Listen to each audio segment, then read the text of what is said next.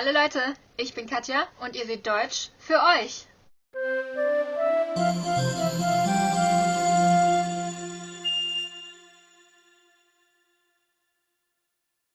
As you know, I don't have that much time on my hands right now, so I thought what I would try to do would be answering some questions that I feel come up regularly and that are not about me, but about topical things. So I'm going to do that today and we're going to see how it goes. Before I start though, I want to say one thing. We are, or I am, or whatever, this channel is approaching 25,000 subscribers really fast, and I've been thinking about what I want to do for that, and I have come to the conclusion that it might be a nice idea to do a Google Hangout. Now let me know if you like that idea, and let me know when you would have time for that, or what day during the week and what time during the day would be good for you, if you would want to participate in something like that, and I will try to set that up, and I will let you guys know when that will be happening. So yeah, this will be my first time actually talking to you guys directly, so I think that should be fun. Now, to get to the topic that I have picked out for today. This question has come up a lot over time, and it seems to be something that is pretty confusing for English speakers especially, and that is, when do I use Sie and when do I use du? By the way, just to inform you, I will assume that you have the necessary knowledge for this episode, which is the personal pronouns and partly also how you decline them. So if you don't know about that yet, go watch my episodes about personal pronouns and about declining them. That should be episodes 13, 19, 21, and 23. Around that. You know, just look for them. I understand that this is kind of confusing if that concept is new to you. So I expect people that have some kind of formal way of addressing people in their own language to have less of a problem with this. So for example, in French, it's pretty much the same thing as in German. In Japanese, there is a very much different system of it, but still there is a concept of formal and informal speech, or addressing somebody, I should say. So I think that's still a little easier than for English speakers, because you just say you to everybody and don't really have to think about it. So what I find tends to happen a lot is that people think they're safe if they just use Sie all the time, and then, you know, nobody should be offended and it's not risky. The question that I'm referring to was very much in line with this idea of calling everybody Sie and just, you know, being fine that way because you're not risking anything, so I'm just going to read it out to you. Also, one small question. We're told never to address our examiners as du in school, as it's considered rude, and I address everybody as Sie as a habit. Why would you use du in these examples when there is this risk? You might have gotten that from me talking about it, but Sie is not your surefire way to just address people, unfortunately. Now, there is a cookie-cutter way for finding out what to address somebody. Generally, adults that you don't know well and or are higher in some kind of hierarchy than you are always called Sie.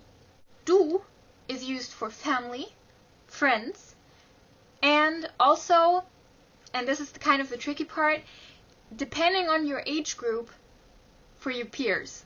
This is very much a feeling kind of thing, because, as I said, adults you don't know are referred to as Sie. But I myself would feel really weird calling my peers Sie, because I don't feel like it's weird. I feel that makes me feel old, and that makes me feel like I'm, making them feel old. So I would say that up until at least the age of 30, if you're not in in a working environment, you will call or address your peers with du, unless they tell you not to do that. And from the age of 30, it depends. So it's really a lot about feeling, and I think that is the difficult part for English speakers, because you never learn to have that feeling. If you grow up with it, you develop this feeling for when it is appropriate to call somebody du and by their first name and when it isn't. So let's sort out the groups that can definitely be sorted with one of the two words. People that you definitely always should call Sie are your boss, your teachers and professors, and any other kind of person that has some sort of power over you. People that you should definitely refer to as du are family, even family that isn't that close, unless of course they demand otherwise, friends, and everybody that introduces themselves to you with their first name. So that solves the mystery of what to address me with. I only introduce myself as Katja, so that means I expect all of us to be on a first name basis, which is why I feel really weirded out when one of you calls me Sie. Okay? So we're per du, as we say. So as you can see, in general, du implies a much more familiar and friendly relationship than Sie does. Now, there are some gray areas. Once you are 18, you are officially socially entitled to be called Sie by anybody that is not in your close circle of people, so family, friends, etc. That would mean a 5-year-old child should call you Sie, but so should a 50-year-old's professor. Unfortunately, that is not always the way it works, because there is this kind of flimsy rule that you can call everybody that is younger than you du, and everybody that is older than you Sie. And that is something that is based on a feeling, and you should go with that at first, I would say.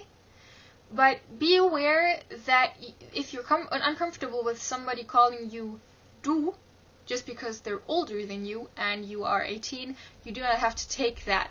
You can ask them to call you Sie, or you can alternatively just start calling them du as well, because you should be on the same level.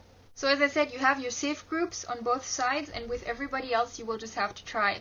For example, in a working environment, if, everybody working there is over the age of 30, it really depends on the atmosphere. So it might be a very, impersonal job, and, everybody calls each other Sie until they get closer and actually ask each other to communicate on a first name basis. Or it might be a very personal atmosphere where everybody just starts calling each other du, because that seems to be the thing everybody does.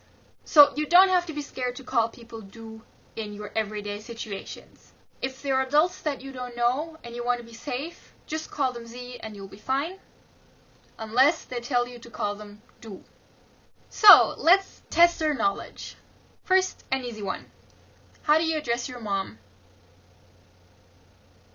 Du, exactly. Assuming you are in high school or something, how do you address your new friend's mother? Sie, definitely Sie. How do you address your new friend's mother that has just introduced herself to you as Hannah? You call her Hannah or du. How do you address your new boss? Sie.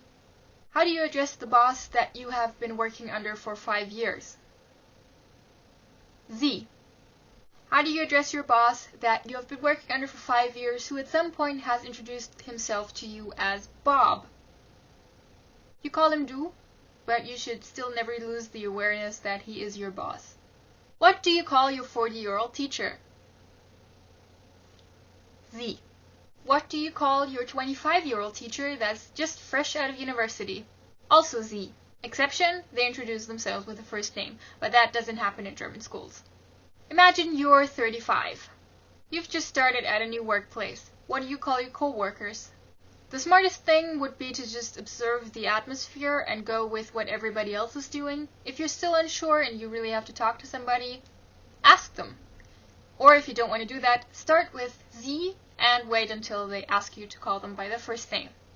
So again, summary. If they are in a higher position than you, or significantly older than you, or if you want to be really, PC and by protocol, if they're over 18, full stop, you call them Sie. If they're family, your friends, somebody you're really familiar with, your co-worker in a familiar environment, just somebody that is in the same or lower position than you and is okay with you calling them du, if they are over 18, you call them du.